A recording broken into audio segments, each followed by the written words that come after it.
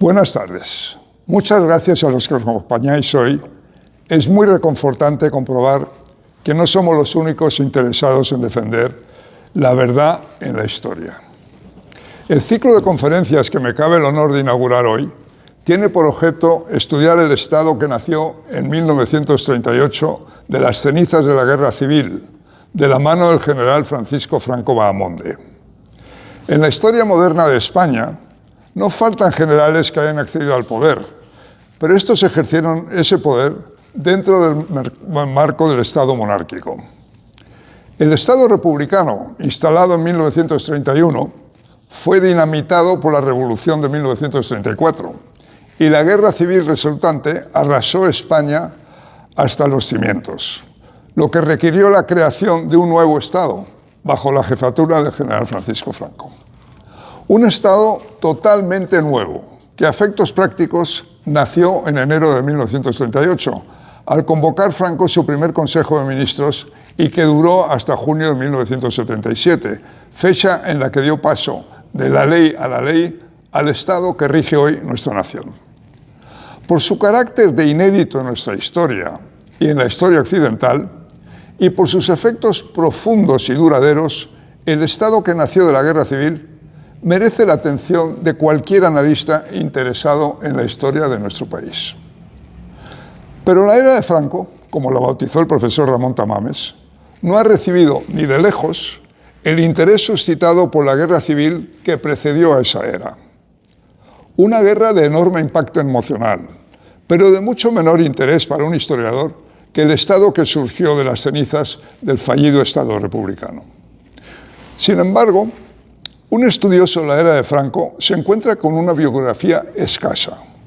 Tanto el enciclopédico trabajo del profesor y académico Luis Suárez, Franco, Crónica de un tiempo, publicado por Actas en 1977, como el también importante libro de Ramón Tamames, La República y la era de Franco, publicado por Alfaguara en 1973, se agotaron hace tiempo. Lo mismo pasa con las obras de otros historiadores que han abordado el tema, como las de Gonzalo Redondo, Luis Bolín, Calvo Serer, Esteban Clavera, Fernando Díaz Plaja y Carlos Seco.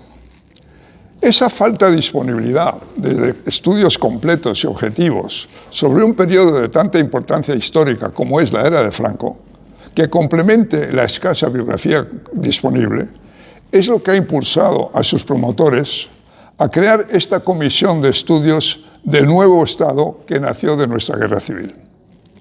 Comisión que, integrada por José Ramón Fernández, José Luis Montero, Felipe González Abad y yo mismo, ha preparado un programa de conferencias cuyos ponentes son especialistas en los diversos temas de los que consta este programa. El objeto del cual no es otro que el facilitar una visión objetiva de las realidades de ese Estado, de sus estructuras, actuaciones y principales protagonistas.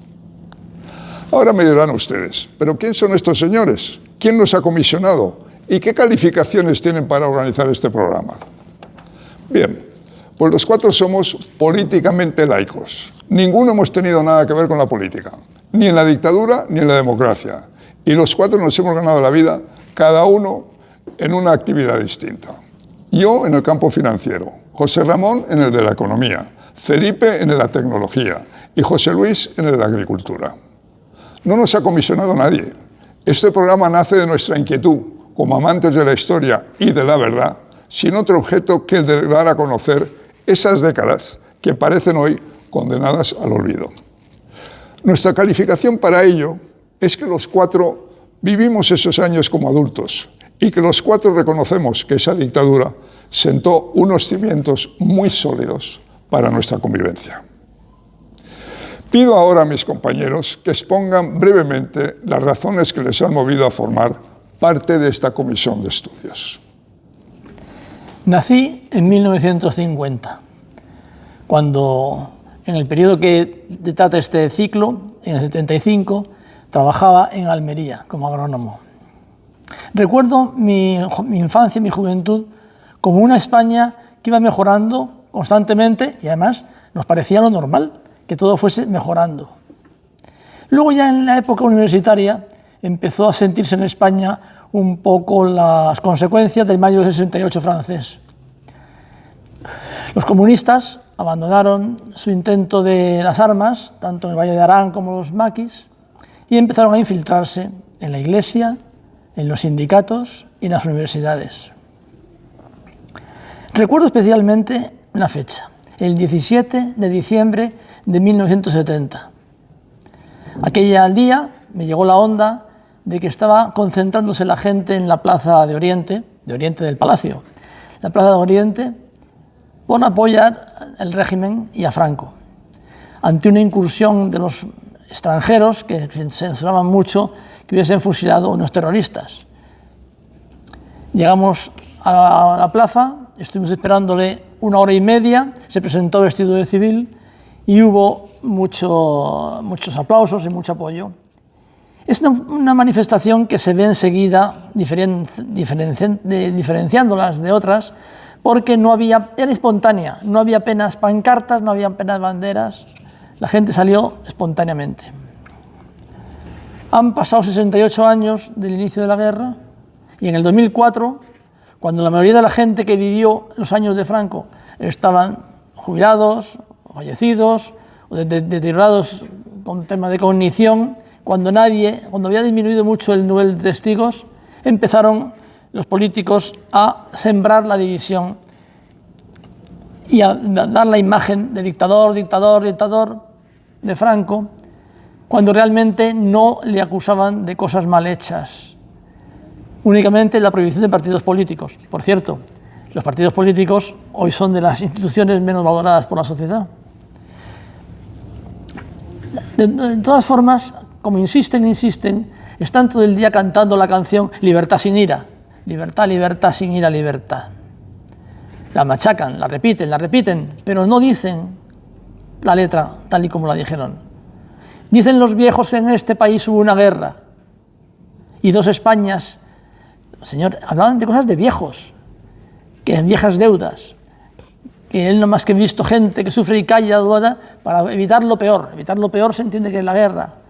Pero, contradictoriamente, los del PSOE, sobre todo aquel que lo dijo al micrófono abierto, nos beneficia la crispación. Es lo que están provocando, la crispación.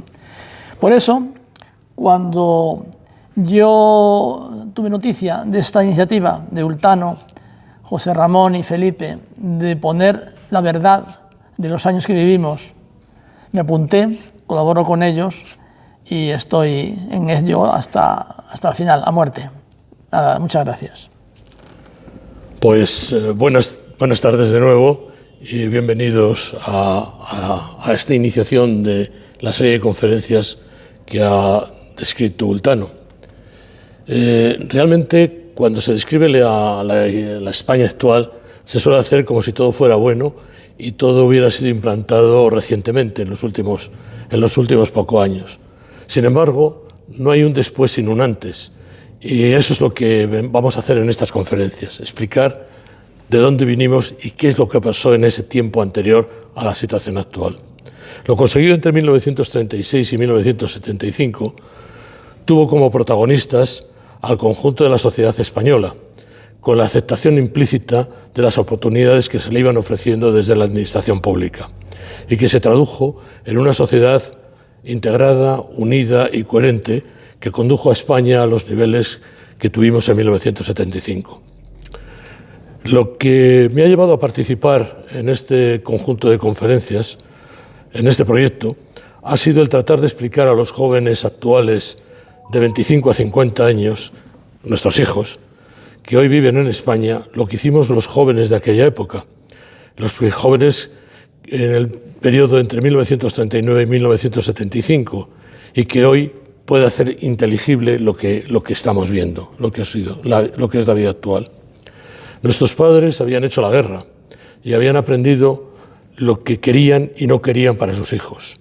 En aquellos años, cuando los niños empezábamos a ser conscientes de lo que nos rodeaba, ya veíamos que los barrios en los que vivíamos, por ejemplo aquí en Madrid, tenían vida propia y estaban compuestos por un sinfín de pequeños negocios de todo tipo, comestibles, lecherías, carnicerías, carpinterías, cacharrerías, fontanerías, talleres de mecánica, talleres de composturas, sastres, en fin, etcétera, que de formas distintas y de estilos diferentes y con estilos diferentes satisfacían las necesidades de los que vivían en los barrios.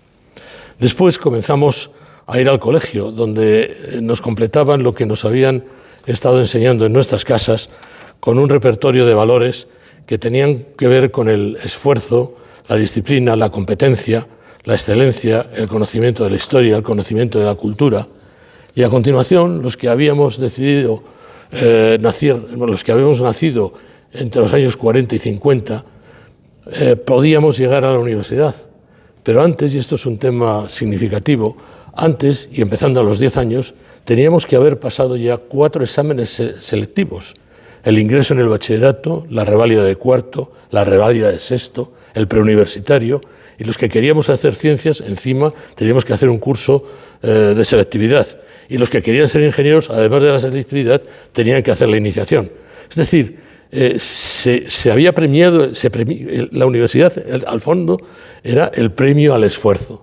También se podía acceder, y esto es un tema interesante, se podía acceder a la universidad con los títulos que se emitían en los títulos de bachiller laboral de las universidades laborales, que habían empezado en 1955 y que se desarrollaron hasta 1979, y por las que pasaron más de 500.000 de jóvenes estudiantes aprendiendo oficios, pero convalidando lo que aprendían en los aspectos profesionales con los aspectos teóricos de los bachilleratos normales. En cualquier caso, una vez que superábamos la selectividad, te encontrabas recibiendo clases impartidas de forma directa, además, por catedráticos con un nivel de conocimiento que superaba enormemente las materias que impartían.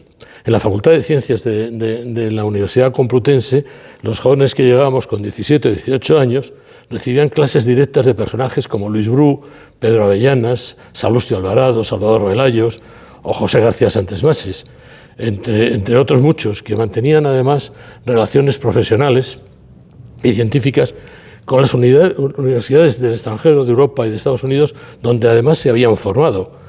Por ejemplo, en el caso de Santesmases, era el Cavendish Laboratory de Cambridge con el profesor Milks, o la Universidad de Manchester, o el Laboratorio de Computación de la Universidad de Harvard, donde en aquella época Howard Elkin estaba desarrollando el Mark IV, que era el primer ordenador para las Fuerzas Aéreas de Estados Unidos, y donde se aplicaron los principios de von Neumann de separación de las 4 unidades de los ordenadores, y que es lo que hoy hemos heredado de todas maneras. Estos contactos que se tenían y que se habían tenido anteriormente, después se traducían en las participaciones de estos profesores fantásticos, extranjeros, en España, en los cursos de verano de la Universidad Internacional Menéndez Pelayo, a la que asistían gran número de alumnos extranjeros y estos profesores. Yo, por ejemplo, tuve la oportunidad de conocer al profesor Wilkes, al que Santesmases me encargó que le paseara por Burgos para que conociera la catedral, porque era muy aficionado al conocimiento del arte gótico. Este tipo de actividad no era una excepción. Yo he comentado el profesor el profesor Santesmases, pero ahí estaba Gil Gallarre, o Tamarit en medicina, estaba Tierno Galván en derecho, que después fue alcalde de Madrid, o Castañeda en económicas, en fin, era algo que ocurría en todas las unidades.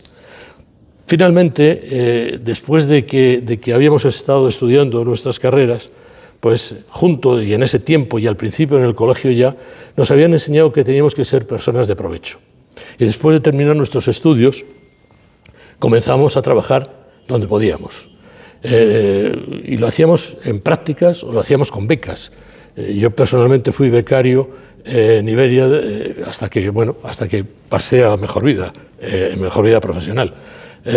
Y trabajábamos pues, en hospitales, en empresas públicas o privadas, en colegios, en universidades, en despachos profesionales, en los negocios familiares, en España o en el extranjero. Por ejemplo, en estos trabajos de prácticas, por ejemplo, Javier Solana Madariaga fue profesor mío en segundo de carrera, porque era profesor en prácticas de los que estábamos estudiando físicas en aquella época. En definitiva, los universitarios encontrábamos trabajo en una gran variedad de empresas de capital público o capital privado que se estaban desarrollando en España en aquella época. Entre las primeras, entre las empresas de capital público estaban las que se habían constituido desde la administración pública para el desarrollo de los planes que estableció el gobierno de la época. Y también dentro de este grupo de las empresas públicas estaban las empresas del INI, que actuaba como un holding en el que, curiosamente, había empresas que generaban beneficios y otras que eran deficitarias, pero en cualquier caso los excedentes de las empresas con beneficios se aplicaban para el desarrollo de aquellas otras deficitarias, constituyendo un plan. Estas empresas eran de todo tipo. Había empresas de tecnología digital como Honeywell, Univac, IBM, Philips, había empresas de telecomunicaciones, había las primeras redes de datos, había empresas de mantenimiento de aviones, por ejemplo, en Iberia se estaba manteniendo los motores del Concorde, del primer avión supersónico de Air France. Había empresas de generación hidroeléctrica, termoeléctrica, había altos hornos, había fabricación de automóviles, empresas de fabricación, etc. Había un sinfín de empresas que se estaban desarrollando. Pero lo importante de todo esto, incluso trabajamos también, porque por supuesto había gente que hacía oposiciones, como José Ramón, y terminaban trabajando en la administración pública. Lo importante de todo esto es que durante todo este tiempo se habían estado gestando unas generaciones de expertos profesionales. Y esto, en paralelo con la restauración de las relaciones económicas y políticas con Estados Unidos y sus aliados en la década de los 50, la importancia de la posición estratégica de España en el marco de la Guerra Fría y el plan de estabilización del 59, desarrolló el interés de España, el interés por España, que vino acompañado de inversiones extranjeras. Todo esto, durante esos años, terminó haciendo que a finales de 1975, en diciembre de 1975, en España la población fuera de 36 millones de personas, que representaba un crecimiento del 40%, de más del 40% en los últimos 40 años, en apenas 40 años. Por su parte, la economía española había crecido de 1939 a 1959 a una media del 3,5%, pero después de 1960 a 1975 a una tasa anual media del 7%, con picos del 10%. Crecimiento económico que no se había conseguido a lo largo de todo el siglo XX y que, por supuesto, ahora tampoco se está consiguiendo. En definitiva, España en aquella época terminó siendo la octava potencia económica del mundo y hoy, desafortunadamente, somos la 16 de una manera generosa. Estas cifras se consiguieron por los jóvenes que en 1975 tenían entre 25 y 40 años, junto con sus padres y sus madres, que fueron los que con su esfuerzo, su voluntad, su conocimiento, su trabajo, hicieron posible los crecimientos de la economía, el bienestar y los niveles de vida que recibieron el apelativo de milagro español.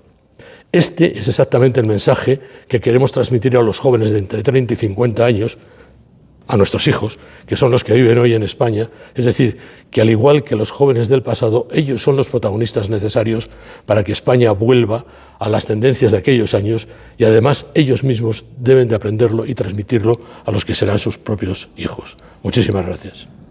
Hay un antiguo aforismo que consiste en 3 palabras apenas separadas por comas: verum, bonum, pulcrum, que, como saben, significa lo verdadero, lo bueno, lo bello. Se trata de una breve y concisa guía de comportamiento en el sentido de que conviene que la vida del hombre se ajuste a buscar sin descanso estos 3 objetivos de permanente interés. Los 3 conceptos, unidos, son los llamados trascendentales del ser y se remontan mucho más allá de Santo Tomás de Aquino e incluso antes de Platón. La cosa viene de antiguo. De los 3 términos, el primero, verum, patentiza y recoge la búsqueda incesante de la verdad, sin subordinarla a intereses personales, de clan o de partido. Es imperativo reflejar los hechos, los datos. Es fundamental contarlo todo, aunque no nos convenga, aunque no nos guste, sin retórica, sin engaño, sin maquillaje. Labor de quien recibe la verdad es aceptarla y luego integrarla o rechazarla. Pero si no la tiene delante, mal podrá saber qué ocurrió en la historia de España, sin ir más lejos. Si la verdad no le llega a través de las instituciones oficiales, le llegará por otras vías, como esta. Veamos entonces las líneas maestras de este ciclo de conferencias que ha sido ideado y desarrollado por Ultano Quindelán con la idea de trazar las particularidades esenciales del devenir institucional y social que caracterizaron el funcionamiento de todo un periodo de la historia de España. El ciclo se desenvolverá, Dios mediante, a lo largo de 11 meses, seleccionando 1 o 2 días al mes, con 2 conferencias cada uno de ellos, hasta alcanzar las 30. Como se trata de empezar por el principio, este se manifiesta a través de la primera conferencia, Origen y causas del nuevo Estado, impartida por el propio Ultano Quindelán, que será seguida por otra de Pedro Fernández Barbadillo, titulada El nacimiento del Estado del 18 de julio. A partir de entonces, el ciclo se despliega con el marco jurídico, 4 conferencias en 2 jornadas, y a continuación, a través del marco social y político, con 3 conferencias bien distintas entre sí. El marco militar tiene entidad suficiente como para merecer un ámbito propio, y lo tendrá. En mayo entraremos a tratar el marco laboral, que tanta importancia revistió para el jefe del Estado, como pone de relieve su decisión de hacer público oficialmente el fuero del trabajo durante el desarrollo de la Guerra Civil en 1938. Fue esa la primera de las leyes fundamentales del movimiento que conformaron la Constitución abierta del franquismo. Entre junio y octubre, con la salvedad de agosto, mes en el que no habrá conferencias del ciclo, seguiremos con las muchas presentaciones del marco económico. ¿Y por qué son muchas?, se preguntarán ustedes. Pues porque fue mucho lo que se hizo. Les contaremos, por este orden, las actuaciones en materia de vivienda, la situación económica en las décadas de los años 40 y 50, el plan hidrológico, las realizaciones en el campo de la agricultura, la creación del INI y la industria en España, el plan de estabilización y el subsiguiente milagro español de los años 60 y primeros 70 del siglo XX. Terminaremos con la tecnología en la España de entonces y con la energía nuclear, segmento concreto que tuvo una gran importancia en los años finales del régimen. La razón por la cual los aspectos económicos ocupan tan gran lugar en este ciclo es clara. Los logros del régimen de Franco son evidentes, pero para verlos hay que contarlos y se los contaremos. Una vez cerrado ese ejercicio, nos queda el marco cultural. Algunos han motejado la situación de la cultura en España durante el periodo estudiado de páramo, no reparando en que el verdadero páramo estaba en sus propias cabezas. Hablaremos de la educación y de la evolución normativa básica. Al cabo, nos referiremos a la educación y al deporte, siendo la primera un factor capital en el desempeño social completo del periodo. Terminaremos este marco con un estudio psicológico de Franco. Daremos fin al ciclo desgranando la actuación del régimen de Franco en la arena internacional. La última conferencia constituirá el colofón, pues repasará todo el periodo desde el punto de vista estrictamente histórico. Esto será en diciembre, último mes del año de Franco. Para haber pasado 50 desde su muerte, no está mal, como síntoma de su permanente presencia, lo que pone de relieve la importancia de la figura de Francisco Franco en la historia de España. Concluyo como empecé. El cristianismo, orientado a la perfección, pretende que la vida y la obra de sus seguidores dibuje el patrón que refleja el triángulo virtuoso de lo verdadero, lo bueno y lo bello. De que cuanto les digamos en este ciclo es ciertamente verdadero, no alberguen duda alguna. Si es bueno, ya lo juzgarán al cabo. Y sobre si les parece bello o no, su impresión al final no les engañará. En cualquier caso, nuestro mayor deseo es que disfruten del ciclo tanto como puedan. Muchas gracias. Muchas gracias, queridos colegas. Termino esta breve introducción dando un par de pinceladas sobre mi propia actitud ante el franquismo.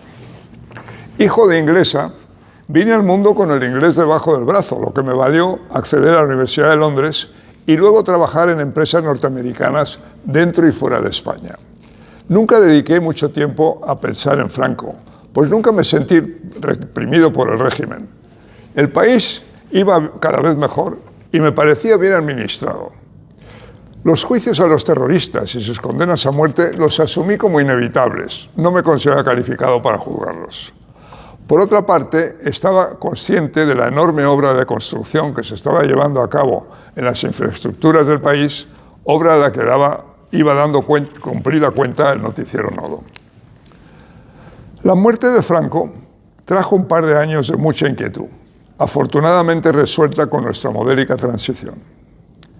Recuerdo mi admiración por Adolfo Suárez y el valor y templanza con la que fue gestionando esa histórica transmutación del Estado de la ley a la ley. Tengo que admitir que con la aparición de nuestro Estado monárquico y democrático, Franco y su era se fueron perdiendo entre mis recuerdos. Hasta que un buen día llegó el señor Zapatero con su ley de memoria histórica, algo que me picó como el aguijón de una avispa. Una ley para prohibir recordar a Franco y su legado en un régimen democrático. No me lo podía creer. De repente, la noticia de la promulgación de esa ley suscitó en mí un interés enorme por conocer a Franco y poder desarrollar mis propios criterios.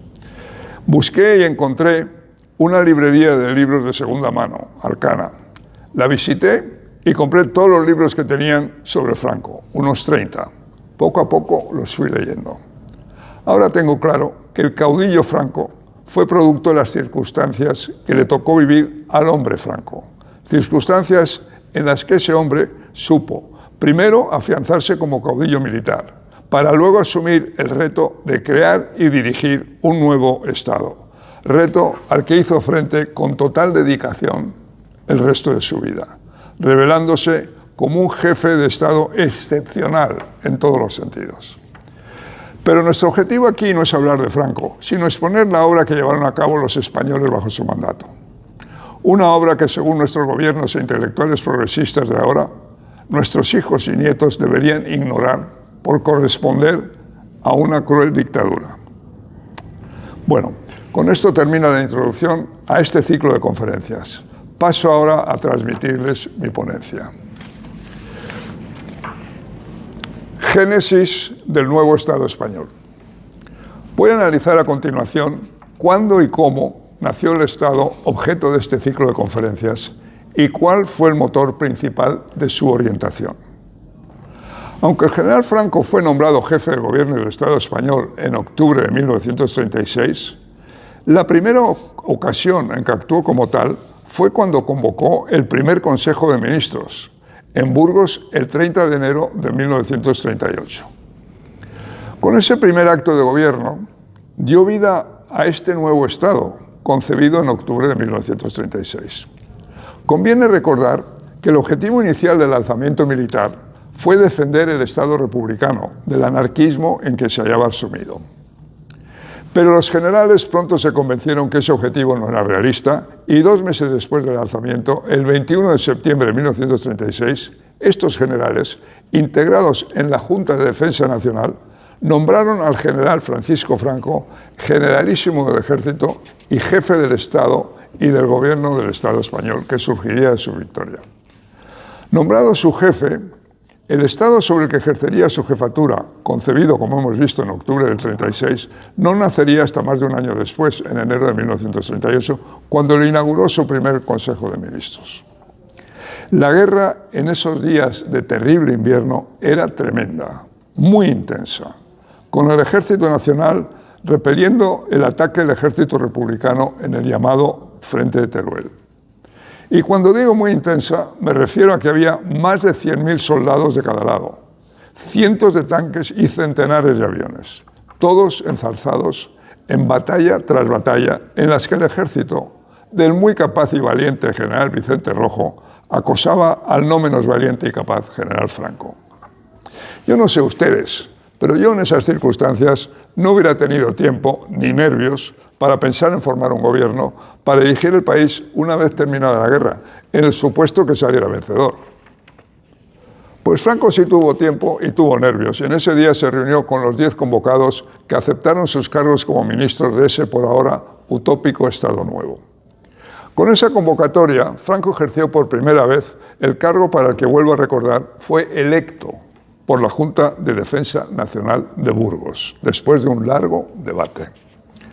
Además, con esa convocatoria en circunstancias tan dramáticas, demostró poseer visión de futuro y voluntad de compromiso con el tremendo reto de gobernar una España destrozada, reto al que cada día parecía más probable que tendría que afrontar. Hago un inciso para comentar la coletilla Mientras dure la guerra, atribuida a mi abuelo, el general Quindelán, uno de los componentes de la Junta, que sirvió de título a la película Alejandro Amenábar. Esa coletilla casa muy bien con las ideas monárquicas de mi abuelo, y es muy probable que se recogiera en el acta original. Pero creo que debemos agradecer su eliminación del acta definitiva, pues España, terminada la guerra, lo que menos necesitaba eran más conflictos. Volviendo a esa convocatoria, los 10 convocados aceptaron sus cargos, quedando nombrados como ministros los siguientes: Asuntos Exteriores, general Francisco Gómez Jordana. Justicia, Tomás Rodríguez Arévalo, líder tradicionalista. Defensa, Fidel Dávila, general jefe del Estado Mayor de Franco. Orden Público, general Severiano Martínez Anido. Interior, Ramón Serrano Súñer, líder falangista. Hacienda, Andrés Amado Regoldón, monárquico. Educación, Pedro Sainz Rodríguez, monárquico. Industria y Comercio, Juan Antonio Suances, general ingeniero naval. Agricultura y Secretaría General del Movimiento, Raimundo Fernández Cuesta, falangista. Obras Públicas, Alfonso Peñabeuf, ingeniero de caminos. Acción Sindical, Pedro González Bueno, ingeniero de caminos también, falangista. La siguiente reunión de este Consejo tuvo lugar 15 días más tarde, en febrero de 1938, con las batallas del Frente de Teruel todavía en pleno fulgor. Y fue a este Consejo al que Franco encargó su primer decreto: el fuero del trabajo. El fuero del trabajo, sí. Su primer pronunciamiento como jefe del nuevo Estado no fue una ley de orden público que persiguiera y condenara a los que habían sido sus enemigos, ni una ley de sucesión que encumbrara a su familia al estilo Napoleón. No, el primer decreto de su gobierno, con la guerra desbocada en cruentas batallas, fue el fuero del trabajo.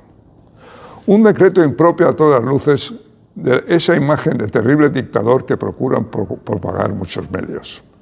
Para alguien interesado en la historia, esa primera obra de su gobierno es muy reveladora de quién era y cómo pensaba el general Franco, cuya primera iniciativa como dictador, la primera prioridad que impuso a su nuevo gobierno, fue regular el trabajo de los españoles. Al analizar esa primera iniciativa de su gobierno, la primera pregunta que surge es ¿por qué?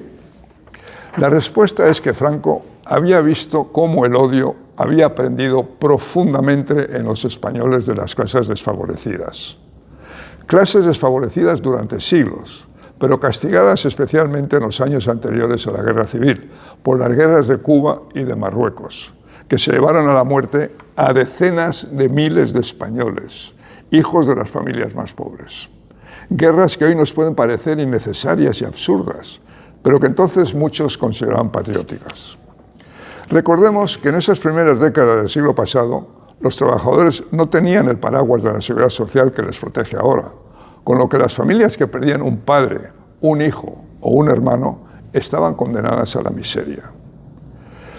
Políticos marxistas del PSOE y la UGT supieron azuzar ese odio a conciencia, un odio que los líderes de la República no pudieron contener y que terminó sumiendo al país en una sangrienta anarquía. Anarquía que llevó a la rebelión de los españoles que no querían someterse al fin que buscaban los manipuladores del odio, un paraíso comunista. Esa decisión, la decisión de que el primer encargo de su gobierno fuera una ley del trabajo, demuestra que para Franco la guerra civil la trajo la falta de protección de los trabajadores y que su primera prioridad como líder de un nuevo Estado iba a ser asegurar que esas circunstancias nunca se volvieran a dar. y encargó la formulación del decreto a su recién nombrado ministro de Asuntos Sociales y Acción Sindical, un ingeniero de caminos que se había distinguido creando el Servicio Nacional del Trigo en plena guerra, Pedro González Bueno, un falangista de nuevo cuño y, como acaba de mostrar con su iniciativa agraria, un hombre de gran sensibilidad social y capacidad organizativa. El encargo representaba un reto formidable para alguien ajeno al derecho, por lo que Pedro recabó la ayuda de su hermano Pablo, abogado del Estado, que se reunió con él en Burgos y entre ambos redactaron el texto del Fuero del Trabajo, que sería aprobado por el Consejo de Ministros el 9 de marzo de 1938. Según cuenta González Bueno en sus memorias, en el debate previo a la aprobación, varios ministros objetaron a la inclusión de empresarios en los sindicatos de trabajadores. Pero el decreto fue aprobado por mayoría de votos y González Bueno reseña que Franco le felicitó por su trabajo. Con ese debate, Franco demostró su talante de gobernante, que le llevó siempre a preferir el consenso a la imposición. Veamos ahora, ¿cómo fue esa primera ley de Franco? ¿Cuáles sus puntos cardinales? El texto cuenta con un preámbulo que invoca la tradición católica de justicia social y que declara que será el Estado el que garantiza a los españoles la patria, el pan y la justicia, una afirmación que podría sugerir la implantación de una economía estatal. Sin embargo, su título octavo, dedicado a la empresa y el capital, demuestra que con este decreto no se pretende un Estado que monopolice la economía, sino que lo que se busca es armonizar las relaciones entre el Estado, los empresarios y los trabajadores. En su título decimotercero, decreta el establecimiento de sindicatos verticales de participación obligatoria, tanto de los trabajadores como de los empresarios, un formato que en la actualidad se conoce como interprofesional. El decreto dedica varios de sus 16 títulos, cada uno con varios artículos, a diversos sectores de la economía, estableciendo en cada uno los derechos de los trabajadores. Así, el título quinto, dedicado a los trabajadores agrícolas, en su artículo segundo establece: el Estado cuidará especialmente de la educación técnica del trabajador agrícola. Y el título sexto establece que el Estado atenderá con la máxima solicitud a los trabajadores del mar. Es decir, el Estado está asumiendo obligaciones y entregando derechos a sus súbditos.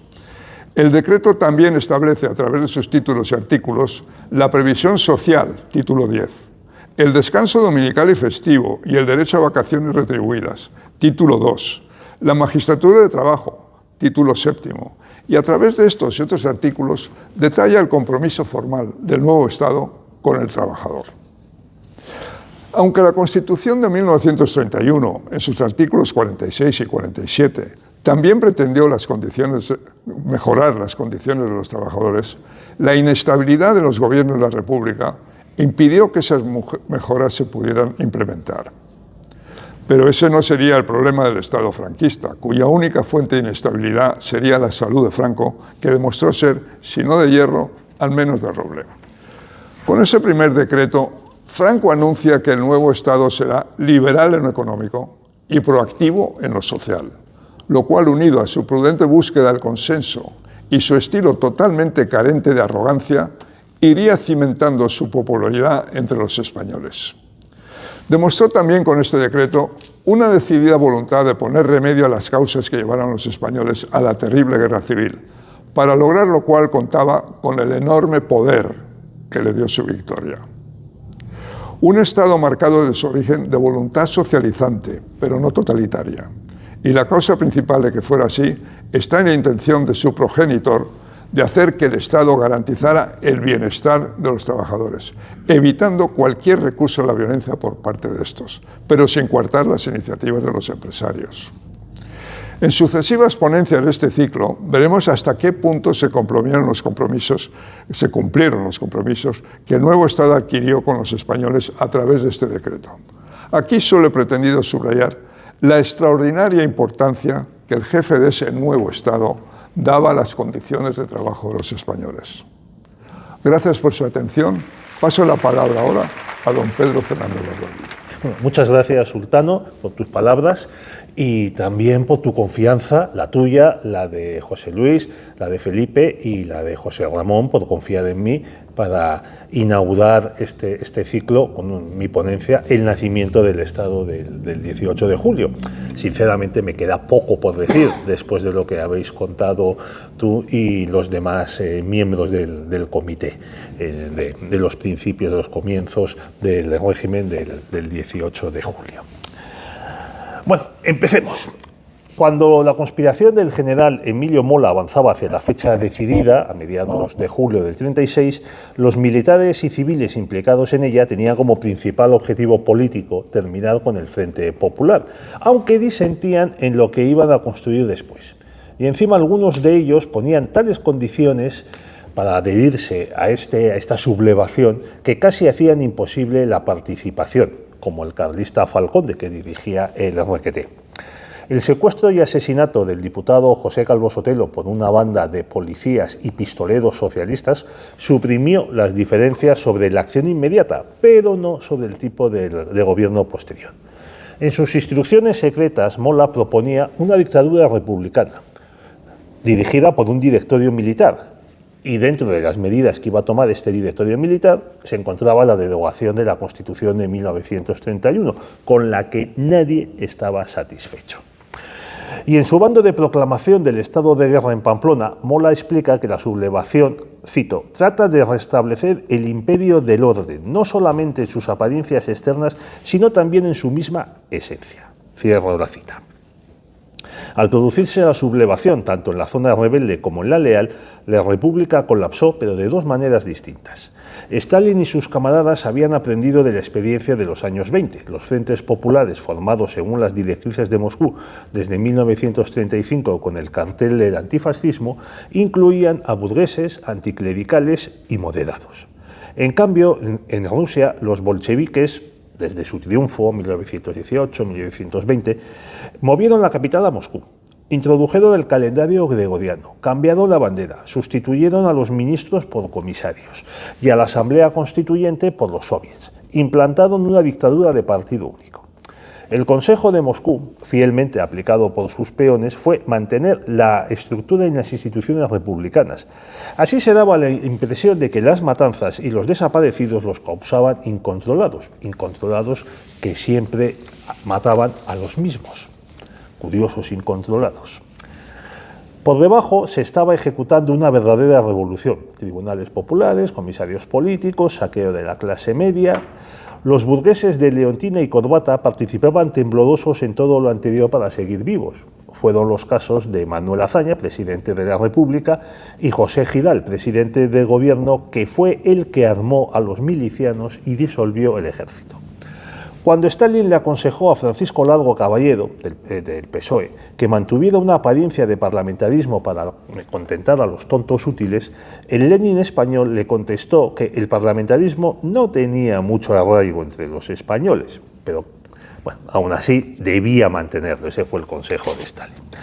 De todas maneras, los cadáveres en las calles de Madrid y Barcelona, las momias de monjas exhibidas a las entradas de los conventos y las nacionalizaciones espantaron a muchísimos europeos y norteamericanos.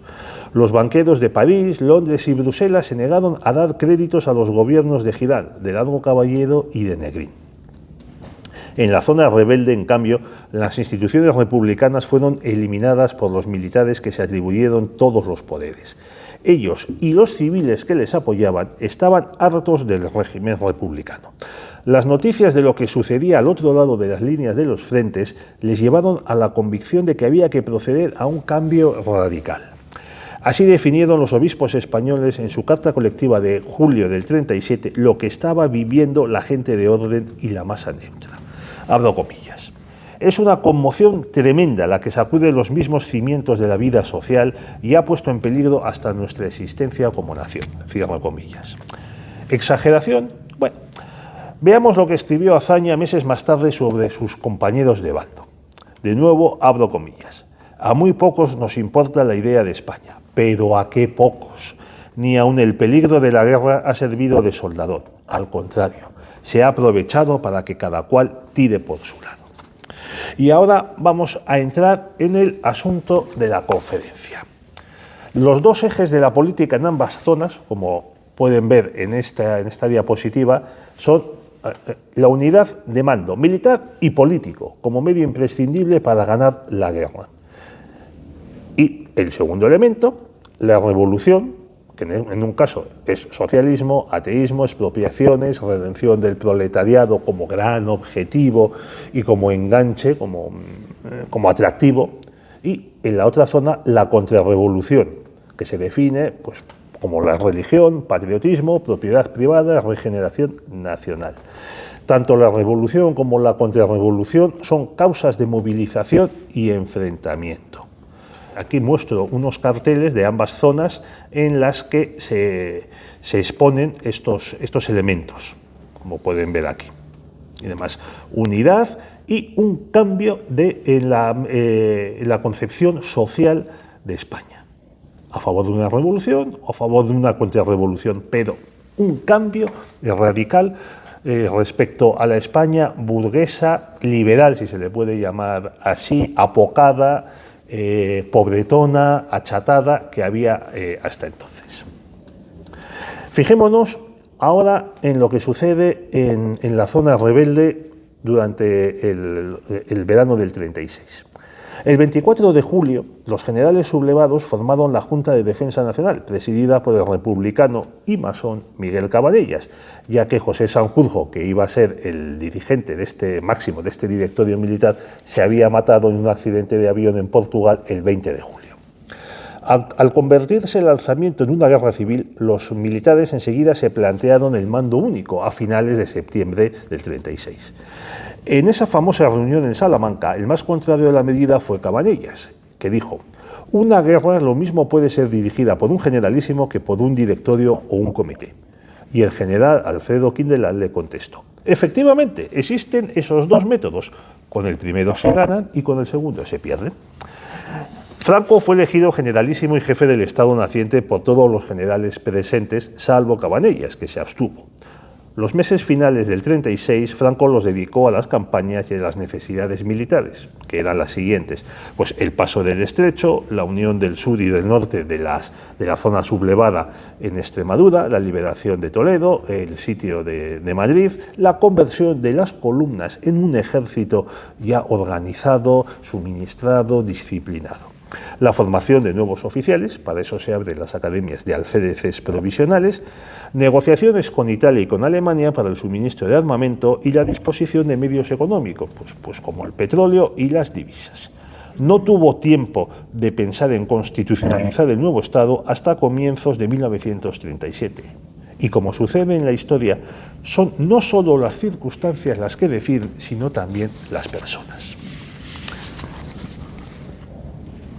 En el prólogo que escribió a la edición de las obras completas de Víctor Pradera, ya a finales de los años 40, Franco contó que antes de marchar destinado de Madrid a Canarias, se reunió con el pensador tradicionalista y le habló de, abro comillas, la inutilidad e ineficacia de todo esfuerzo si había de ser para recaer, como la caída del dictador Miguel Primo de Rivera, en los egoísmos de los partidos que arrastraron a España a esta situación. Cierro comillas.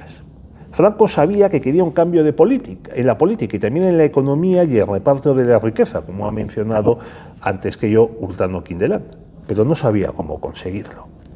En febrero del 37 llegó a Salamanca Ramón Serrano Súñez, exdiputado de la Ceda, abogado del Estado, amigo de José Antonio y cuñado de Franco. Salamanca era donde ya se había establecido Franco como gobernante. El generalísimo, que contaba como hombre de confianza con su hermano Nicolás Franco, sustituyó a este por Serrano Súñez. El poder estaba dentro de una familia, como en la corte de un monarca absoluto o como en el palacio de un presidente de gobierno socialista. Con su excelente formación y mentalidad jurídicas, Serrano quiso convertir el que llamó Estado campamental en un Estado de derecho. Le cito: yo vi la necesidad de crear un orden civil. No había otra salida que la de poner en pie cierto orden general y objetivo válido para todos y situado por encima de los intereses particulares de los respectivos grupos ideológicos, monárquicos, carlistas, falangistas, etc. Era necesario que la guerra desembocara en algo que no fuera una situación puramente militar. Y el 19 de abril de 1937, Franco firmó el decreto de unificación, que creaba FET de las Jons e integraba en ella a los demás partidos y organizaciones políticas de la zona nacional. Él se asignaba el cargo de jefe nacional. Partido único, sí, pero partido fascista. Doy el testimonio del biógrafo de Franco, Brian Crozier.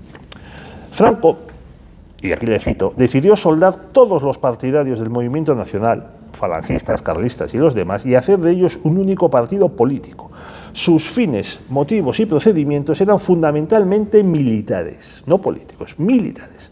Sería más exacto decir que en abril del 37 Franco se convirtió en generalísimo de las fuerzas políticas, lo mismo que en octubre de 1936 se había convertido en generalísimo de las fuerzas armadas. La verdad del asunto es que Franco es un líder singularmente desprovisto de ideologías y que actuó como lo hizo a causa de las circunstancias que prevalecían en España en 1936 y 37. Franco fue siempre un hombre de principios, no un ideólogo. El que uno esté o no de acuerdo con sus principios carece de importancia, pero no se puede dudar de que los tiene. Cierro comillas. FET de las Jons fue un triunfo de los derechistas fascistizados, como los define Stanley Payne, entre ellos Franco.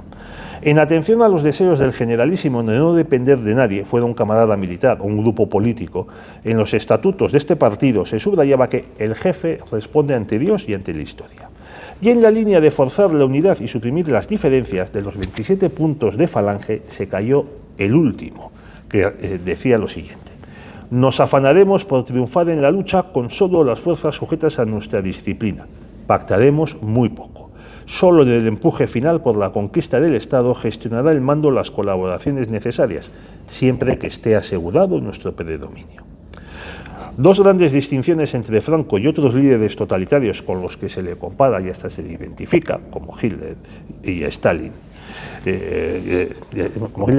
Es, aparte de esta carencia de ideología, el asunto de los genocidios.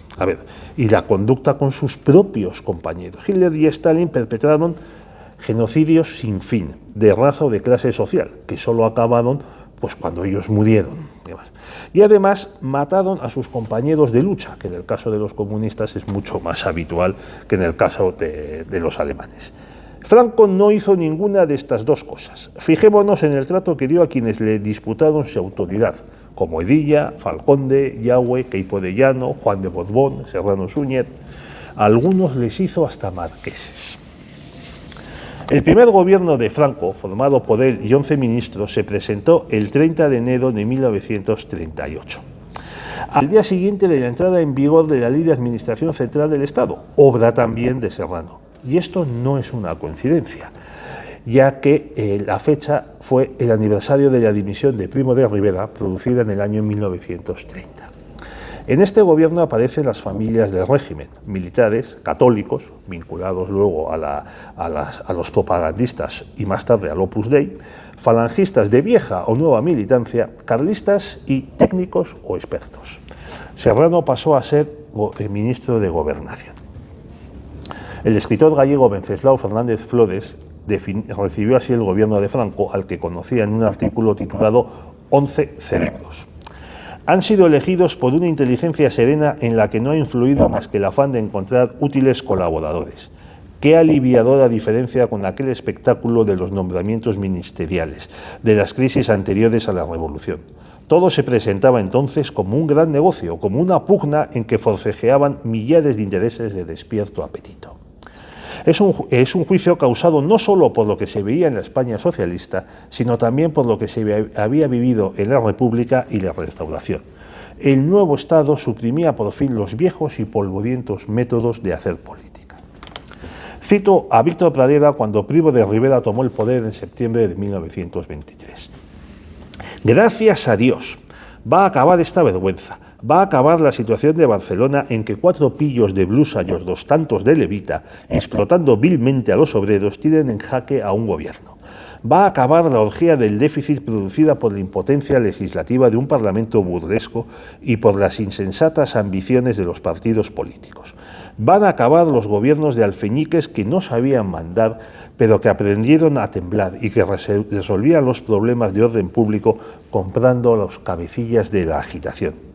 ¿Esto es de 1923 o de 2025? Sois vosotros los que tenéis que decidir la fecha. A partir de entonces, de la formación del gobierno en enero del 38, Franco gobernará mediante este organismo. Y aquí saltan más diferencias con Hitler, con quien algunos historiadores de combate llevan décadas empeñados en descubrir parecidos e identidades. Hitler dejó de reunir su Consejo de Ministros desde 1938. La cima del poder en la Alemania nacionalsocialista fue la oficina de la Cancillería, que supervisaba hasta los proyectos legislativos elaborados por los ministerios. Y varias oficinas del Reich controladas por el partido nazi importaban más que muchos ministerios.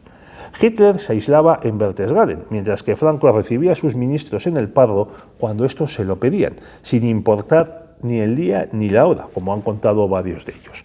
Por ejemplo, decía Gonzalo Fernández de la Moda que Franco siempre se consideraba de servicio. Franco no quiso dirigir un partido que dominase un Estado, y a medida que maduraba como gobernante planteaba en los consejos de ministros asuntos en los que él tenía la competencia plena, como las concesiones de indultos o la aprobación de decretos. Esto último también lo cuenta Fernández de la Moda en sus memorias. Franco, a diferencia de Hitler, acaba gobernando con sus ministros y no los convierte en simples ejecutores de su política. Podríamos decir que los debates parlamentarios se daban en los consejos. Aparte de las imágenes que habéis visto de las medidas que van tomando los gobiernos en el año 36 de las dos zonas y también en el año 37, por ejemplo, la restauración de la marcha granadera como himno nacional, la instauración del Servicio Nacional del Trigo, los estatutos del SEU, de afiliación obligatoria, tal. Aquí estamos ya en el año 38. Aparece la Ley de Administración Central del Estado, el primer gobierno de Franco, con sus familias, fuero del trabajo, primera ley fundamental, creación de las magistraturas de trabajo, José Antonio proclamado héroe nacional. En el 38 ya se reconoció por parte del gobierno de Franco que José Antonio había sido asesinado en Alicante, en el 36. Se funda incluso la ONCE, la Organización Nacional de Ciegos, y se aprueba también la paga extraordinaria de Navidad. De esto vamos a hablar también como ejemplos de esa institucionalización del Estado del 18 de julio. Como digo, en marzo como ha dicho antes Sultano, en marzo del 38, Franco promulgó mediante decreto la primera ley fundamental del Estado, de su régimen, el fuero del trabajo, inspirado en la Carta del Lavoro italiana de 1927 y promovido por el ingeniero González Bueno, ministro de Organización Sindical y Camisa Nueva. El régimen optaba por un modelo económico que no era ni capitalista ni socialista, sino de base católica y falangista, pero no se trataba solo de palabrería. Posteriormente, como se puede ver en la diapositiva, en la imagen, se establecieron las magistraturas de trabajo, que sustituyeron a los juzgados mixtos, y se tomaron otras medidas. El profesor Michael Seidman señala que una de las diferencias entre los contrarrevolucionarios españoles por un lado y los rusos y los chinos por otro, que fracasaron en sus combates, es que los primeros vencieron porque mantuvieron la lealtad de sus soldados y su base social gracias a elementos como los siguientes. Controlaron la inflación y el valor de la moneda, suministraron alimentos y asistencia a los civiles, no sometieron a estos a saqueos ni a exacciones, cuidaron de los heridos y de las familias de los combatientes mediante hospitales y subsidios. En esta misión fueron fundamentales dos organismos, el auxilio social y la sección femenina. El año 1939 es el de la victoria de Franco. Luego vendrían otros triunfos, como salvar a España de la Guerra Mundial, crear la clase media y restaurar una monarquía a finales del siglo XX. Franco cumple su palabra y las últimas tropas extranjeras abandonan España. Sin embargo, la orientación en política exterior es pro-germana y sobre todo pro-italiana. París trata de halagarle con el acuerdo entre el senador León Vedar y su vicepresidente y ministro de Asuntos Exteriores, Francisco Gómez Jordana. En estos acuerdos, el gobierno francés permite la recuperación del botín depositado por el Frente Popular Español en Francia, incluido unos depósitos de oro y plata en las afueras de París, y se compromete a perseguir a quienes intentasen atacar con violencia al régimen franquista. El país se encuentra tan maltrecho que la cartilla de racionamiento instaurada por Largo Caballero en marzo del 37 tiene que extenderse a los vencedores. En la zona nacional, por sorprendente que parezca, no hubo más medidas de control del alimento que el día sin postre y el día del plato único. Como vemos aquí en la imagen, desde principios de año, tras el acuerdo Vedar-Jordana, pues el gobierno de Franco anuncia la retirada de la Sociedad de Naciones y su adhesión al pacto anticominter, el pacto contra el comunismo. La Cominter era una organización financiada y mantenida por Stalin, que estaba consagrada a la expansión del comunismo internacional. 1 de abril, parte final de guerra.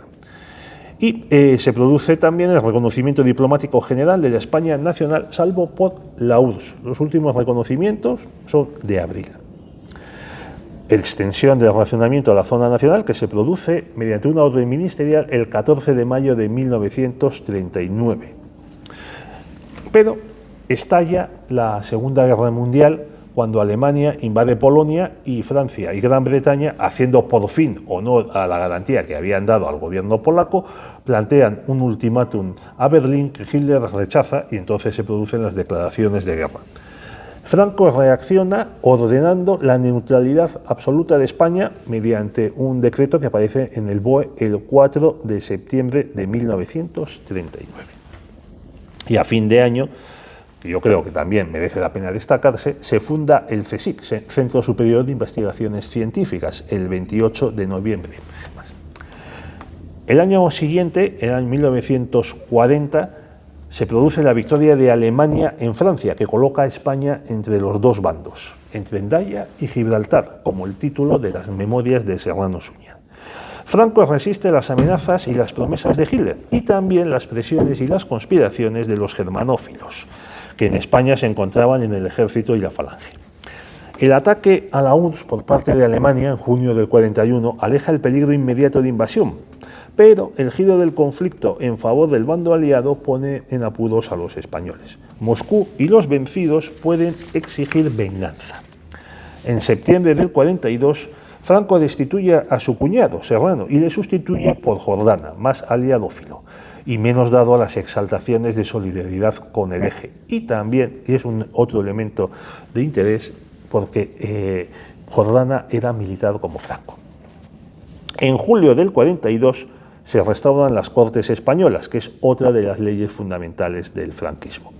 Un parlamento sin partidos y que además comparte la función legisladora con el jefe del Estado. Un esquema institucional más propio de una monarquía tradicional que de un régimen parlamentario del siglo XX. El mayor reproche, además, aquí se dice, continuando en la jefatura del Estado, la suprema potestad de dictar normas jurídicas de carácter general. El mayor reproche que se le pueden hacer a estas Cortes es su sumisión al Ejecutivo, cosa en la que coinciden pues, con algunos parlamentos que todos tenemos en mente, ¿verdad? Por ejemplo, los procuradores aprobaron la descolonización de Ifni y del Sáhara en los términos que quería el gobierno. También, durante los años de la Segunda Guerra Mundial, el gobierno franquista sigue trabajando en la recuperación de España. Por ejemplo, en 1941 se funda la Renfe. Hasta entonces las empresas ferroviarias eran privadas y tenían sus líneas, y con sus estaciones, sus maquinarias, sus locomotoras, etc. También se funda el INE, Instituto Nacional de Industria, con el objetivo de industrializar España.